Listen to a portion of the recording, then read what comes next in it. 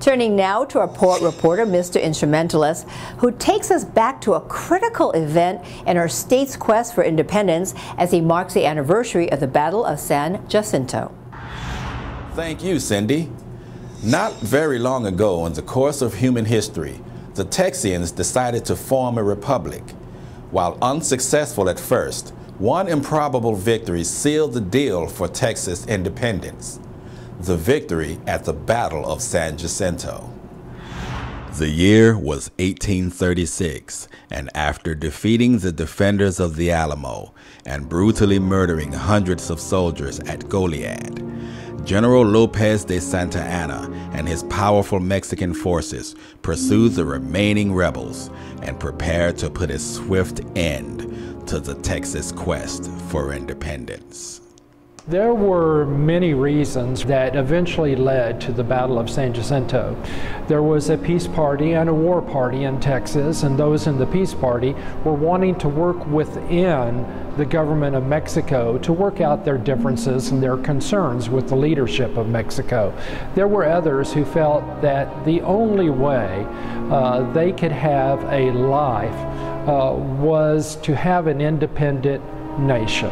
General Sam Houston and the fledgling Texian army, with assistance from volunteers from across the United States, set up near the San Jacinto River. Santa Anna made camp 1,000 yards away and felt he had the Texans cornered and already beaten. Santa Anna was so unimpressed with the disorganized Texian army that he felt he could even withdraw from the high ground and take the horses and men further closer to the water where the shade trees were and where water would be available.